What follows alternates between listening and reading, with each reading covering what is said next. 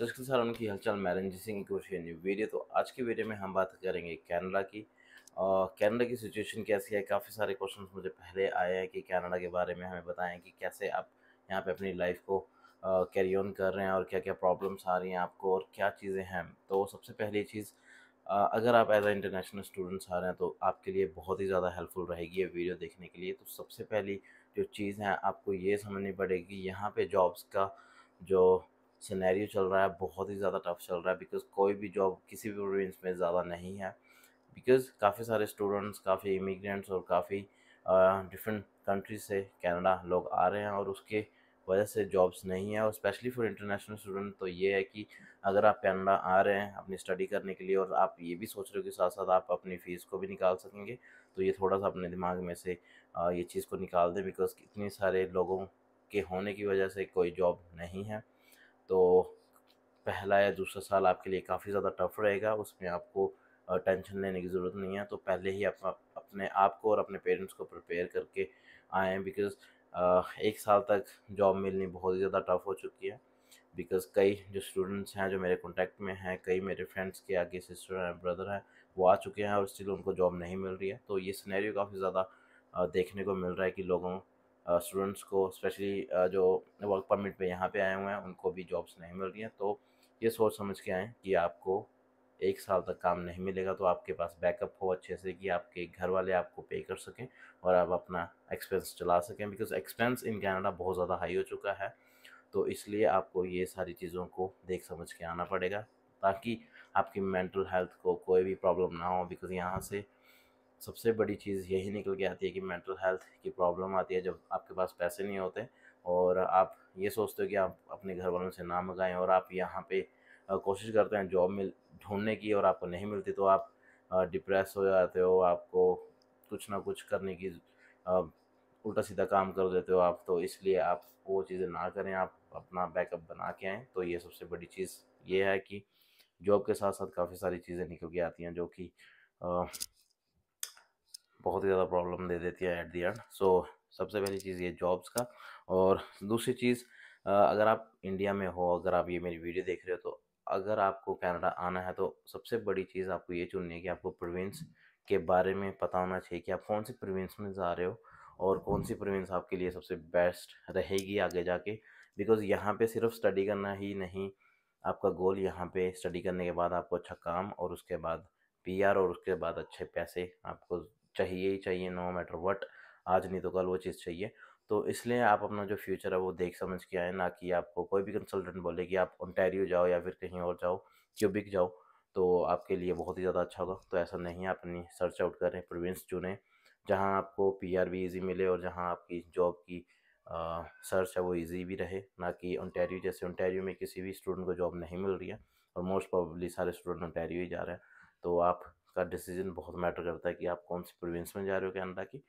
तो ये चीज़ का ध्यान रखें, ये होगी दूसरी चीज़।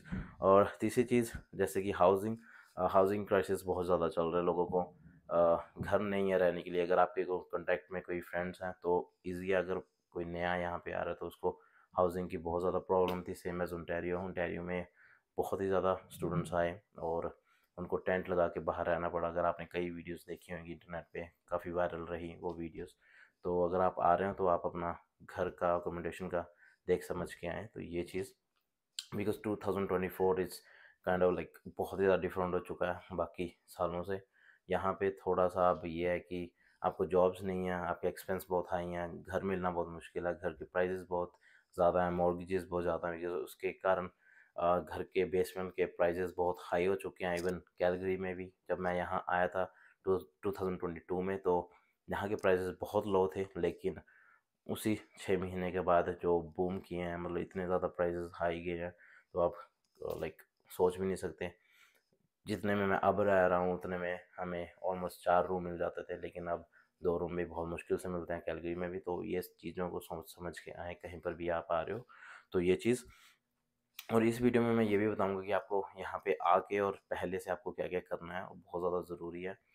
तो ये, और तीसरा पॉइंट मैं आपको यहाँ पे बताना चाहता हूँ कि अगर आप यहाँ पे स्टडी कर रहे हैं और जैसे आपने स्टडी की और कई आपको लोग बोलेंगे कि आपके फ्रेंड्स हैं कई जो हैं, तो वो बोलेंगे यहाँ पे आके आप अपनी कार लें या फिर न्यू लें। स्पेशली काफ़ी ज़्यादा लोग जो जो स्टूडेंट्स आते हैं वो नई गाड़ियाँ लेने लेने का प्रेफर करते हैं।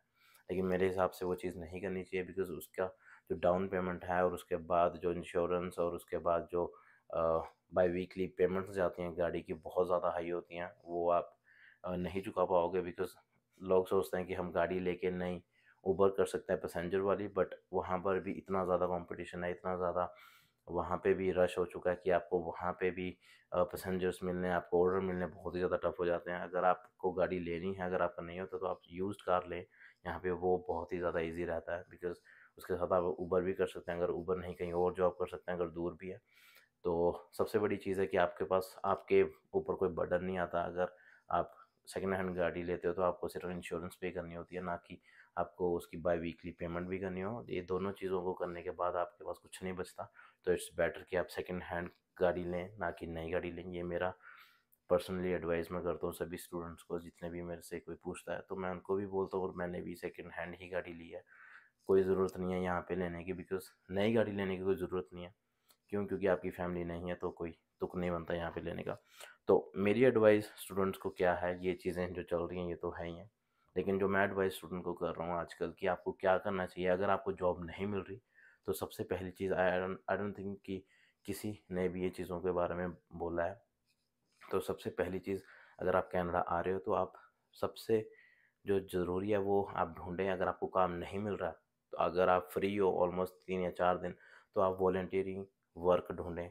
कहीं पर भी ढूँढें, जैसे वाईएमसीए है, जेनेसिस सेंटर है, और काफ़ी सारे क्या कहते हैं, गवर्नमेंट और लाइक ऑफिसेज़ हैं, बिज़नेस प्राइवेट प्रॉपर्टीज़ हैं, जो प्राइवेट काम करते हैं, वहाँ पे उनको वॉलंटियरिंग के लिए लोग चाहिए होते हैं जो कि फ्री में काम करें। अगर आप ये सोचते हो कि आपको फ्री में काम करने की आपका टाइम वेस्ट होता है ये वो सो, तो मेरे हिसाब से आप ये चीज़ों को मत सोचें। आप वॉलंटियरिंग वर्क करें, बिकॉज़ बहुत ज़्यादा ज़रूरी है। अगर आप वहाँ पे काम करोगे, आपको सबसे बड़ी बात है एनवायरनमेंट का पता लगेगा कि कैनेडियन एनवायरनमेंट कैसा है, लोग कैसे काम करते हैं। और सबसे बड़ी बात, अगर आपके कनेक्शन ज़्यादा होंगे तो आपको अपॉर्चुनिटीज़ बहुत ज़्यादा मिलेंगी। अगर आप वहाँ पे काम कर रहे हो फ्री ऑफ कॉस्ट और आप काम बहुत ही दिल से और अच्छे से कर रहे हो, तो वहाँ पर आपको हायर भी कर सकते हैं, आपको परमानेंट जॉब्स भी मिल दे सकते हैं वो। तो आप कोशिश करें वॉलंटियरिंग, जो वॉलंटियर वर्क होता है वो ढूँढने की कोशिश करें। वहाँ पे आप करें, अगर आप फ्री हो तो फॉर श्योर वहाँ पे टाइम स्पेंड करें, बिकॉज़ आपको जितना भी वहाँ पे एक्सपीरियंस मिलेगा वो आपको बहुत ज़्यादा मैटर करेगा, बिकॉज़ आप अपने रिज्यूमे में भी मेंशन कर सकते हो, और उन चीज़ों की बहुत ज़्यादा वैल्यू होती है इन कनाडा। तो वो चीज़, और दूसरी चीज़ है कि ट्राई करें कुछ नया सीखने का। जैसे कि अगर आपको काम नहीं मिल रहा, अगर आप वॉलंटियरिंग करने के बाद भी फ्री रहते हो, ठीक है, तो आप नई चीज़ों को सीखना स्टार्ट करें। जैसे फ्रेंच सीख लो, वो बहुत ज़्यादा बेनिफिट देगा आपको। दूसरा, आप यूट्यूब स्टार्ट करें। यूट्यूब में आपको ये नहीं है कि आपको ब्लॉगिंग करनी है जो सब करते हैं। आप कुछ भी, कोई भी आपकी स्किल है, आप ड्राइंग करते हो या फिर आप वीडियो एडिटिंग करते हो या कुछ भी करते हो, तो आप उसका ट्यूटोरियल बनाओ, अपना वीडियोस डालो, तो अपने आप को बिज़ी रखो, ताकि आपको कोई भी मेंटल स्ट्रेस ना हो और आपको ज़्यादा नेगेटिव मत सोचो। ये सारी चीज़ों को करने के बाद आपको काफ़ी ज़्यादा अच्छा लगेगा, और हाँ, फॉर श्योर आपको एट द एंड जॉब मिल ही जाएगी अगर आप 100% दोगे, फॉर श्योर। तो यही चीज़ें हैं कि अपने आप को बिज़ी रखें। और इन कनाडा, यस, सिचुएशन काफ़ी ज़्यादा टफ है। हर एक दिन महंगाई ज़्यादा हो रही है, और जो जो सैलरीज़ हैं वो स्टिल द सेम है। बट स्टिल कंपैरेटिवली इंडिया से यहाँ पे स्टूडेंट की लाइफ या फिर एज अ इमिग्रेंट की लाइफ काफ़ी ज़्यादा बेटर है। तो अगर आप कनाडा आना चाहते हो तो फॉर श्योर आएँ। और बाकी जो भी क्वेश्चन होगा तो मुझे कमेंट सेक्शन में कमेंट करके बताएं। अगर आपको कोई भी वीडियो चाहिए होगी तो कमेंट करके बताएंगे कौन सी वीडियो आपको चाहिए।